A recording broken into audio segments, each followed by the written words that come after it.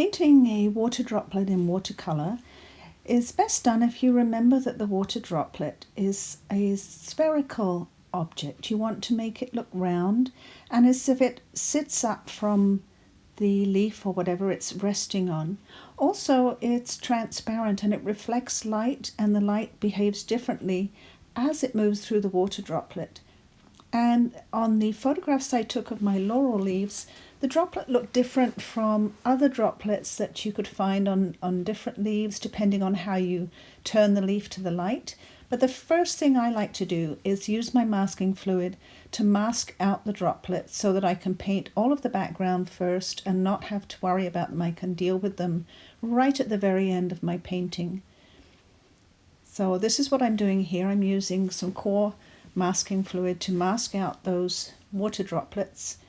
And I'm doing this tiny example on 4" by 6" paper on a fluid block. It's 140-pound paper in a little fluid block. It's inexpensive, and I use it just for demonstrations to save a little bit of money and time.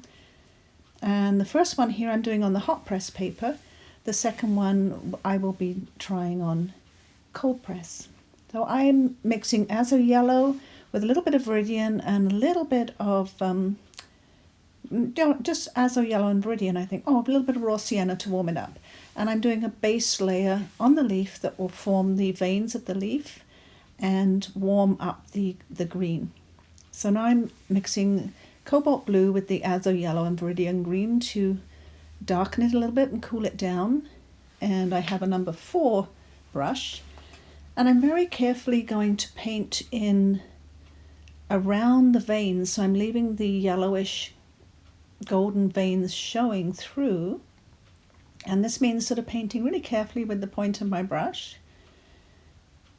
And you don't have to do that if you don't want to. If you just want to do a very loose wet in wet leaf, that's absolutely fine too. I'm going for sort of more of a study here where I'm taking great care to try and follow the vein pattern and paint the leaf as a leaf study, mixing a little bit of ultramarine or cobalt with that green to darken it up a little bit. Change up the green, make the leaf go away from me in the distance. Make it look a little bit curved. It has some shape. And you have to be pretty disciplined about how you use your brush to leave the little veins showing. I've drawn them in with pencil very lightly first, just to give me kind of a little roadmap to follow.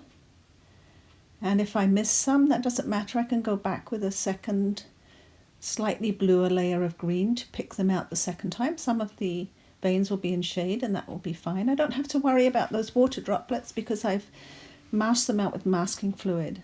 If you were doing a much bigger painting of a leaf, you could paint around the water droplets. You wouldn't have to mask them out. And I think if it's a bigger painting, using that much masking fluid is rather a lot. You could just be very careful and paint around them. And even if you did get some paint on them, they're going to reflect the green of the leaf, so even a little bit of paint on them is absolutely fine, as long as you have some highlights. And I think if I was doing a bigger leaf, I would just mask the very highest, lightest highlights of the water droplet out and paint around the rest of it. Also, quite often in front of the water droplet, there is a little bit of a light reflection on the leaf, especially if the leaf is very shiny like this laurel leaf is. So I have left that with a little bit of masking fluid, but that can sometimes look very harsh. And it's nicer to actually wash that area back. And if you use colours that are easier to wash back, that makes it more effective. Or you can also use a little bit of gouache white or Dr. P.H. Martin's white mixed with your green at the very end, just to lighten up a reflection in front of the water droplet. Or sometimes I use a General's white pencil and just sort of smudge it in. That gives a lovely soft look. So I'm erasing the masking fluid and then brushing it out of the way very gently. You don't want to mess up your picture by putting your hand across it and wiping away. You could put oil on smudge paint. Now, after I've erased that masking fluid, I'm using a tiny bit to put the very tiny highlights on the water droplet that I want to keep completely white. And again, if you like, you can put these in at the very end. And I find I've tried all the different whites, and I really like the Dr. P.H. Martin's white, the bleed proof white. It's lovely and bright and crisp, and for doing something like a little highlight at the end, it's absolutely perfect. So I'm using the same green, and I've just darkened it with a little ultramarine, because on my photograph of the laurel, the water droplet was darker at the front. Now, usually, if you look at the water droplet, it's quite often much lighter at the front. But I'm just going by my photograph. I also added a little bit of Azo Yellow at the back of the water droplet to reflect some of the warm golden colour in the leaf.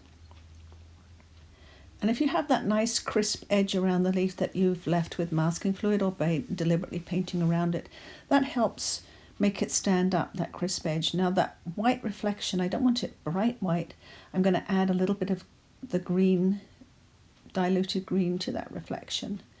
And I've added a little bit of ultramarine to the green, and I'm putting some shade into the water droplet, making sure that I make it look round by having a light side, a dark side, some reflection. And working very carefully. I'm with my number 2 brush now. You could use a number 1 or a number 2 brush. The quality of the brush helps. These silver black velvet brushes are such good quality. You can use a bigger brush than you normally would, and they hold so much paint, so much liquid. They're just delightful to paint with. So I'm trying to remember each little water droplet. And of course I'm painting small, so it's very fiddly. At the end of the video, I'll give you a close-up of a much bigger one that I did to go through the steps again. Now that has to be dry, and I've mixed ultramarine blue with the green, never changing the Azo Yellow and the Viridian base green that I started with, adding just more ultramarine blue, and I'm painting around the water droplet to give it some shadow at the base. Remember, it's round and it's beaded up, so it needs to look as if it's three-dimensional and round. And think about, painting a ball, painting an apple, something round. And same with the other ones. I'm just putting in a little bit of dark.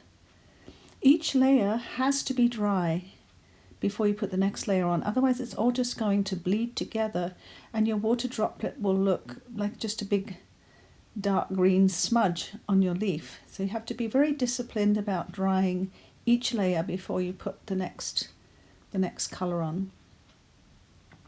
And I want to darken that reflection again a little bit. And what I don't like about the masking fluid is it leaves such a hard edge that it's very difficult to soften.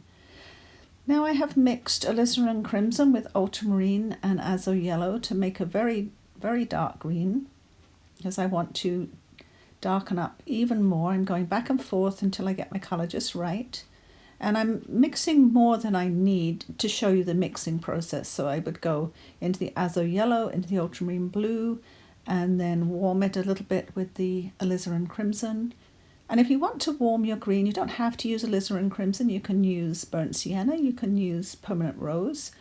I just find Alizarin Crimson is a good transparent dark that's great for mixing the shadow. Now I want to put even more shadow around the border of the water droplet with a very small brush. This is tiny work, and working in layers. Each layer has to be dry, and always using water to soften any edges that I want to soften if I feel that they're too hard. Sometimes you need a hard edge to really make something stand out, and other times you need to soften it up a little bit with some water. Be careful not to use too much water, because then you just wash your paint off again. You put it on and too much water and you wash it off, and then you have to keep repeating the process until your paper becomes too saturated with water to hold the pigment. And that's what watercolour is all about. It's about learning how much water to use, how much pigment to use, and particularly when to dry your layers. Now I've mixed a little bit of cobalt and a little bit of permanent rose, and I am making a shadow underneath the water droplet. Because it's a three-dimensional droplet, it forms a shadow. And I'm just putting that on in a translucent layer over the green. And underneath the leaf, I am using some Cobalt Blue to just pop a little shadow underneath the leaf so that it stands out from the tabletop. And you could leave it just at that. In fact, you don't, in a study like this, you don't have to put the shadow on. I wanted to add a little bit of permanent rose to complement the green so that it popped a little bit more off of the paper. And of course, again, that was just something I wanted to try. You don't have to do that. I'm going to erase that highlight. Of course, everything has to be dry on the leaf to do that. Don't go erasing the highlights unless your paint on the leaf is very dry. And when I did that, I found that I had actually missed a little water droplet at the back of the leaf. Now, this is my General's white pastel pencil, and I'm using that to just put some soft highlights on there and some reflections from the water droplets. I just realized I missed that little water droplet, so I'm going to try and give it a quick layer of green and shadow. It's very tiny, so I don't have to fuss with that one too much. And then I decided I just wanted to add a little bit of permanent rose wash to the background as a complement to the green to try and make my leaf pop off of the paper a little bit more. And a little bit of permanent rose shadow on the leaf too, just because I like playing with the complementary colours, and a bit of the Cobalt Blue to unify the whole painting. I want to go over the steps again with the big example. First of all, I'm masking, then I'm painting my leaf with, that's 3 layers of leaf in the background there. Erase the masking fluid and then remask the small highlight. Use the leaf color to paint your water droplet, and usually the light refraction is at the front. The light is shining through the droplet. And don't forget your shadow in front of the leaf. Thank you for watching. I hope this helps you with your painting.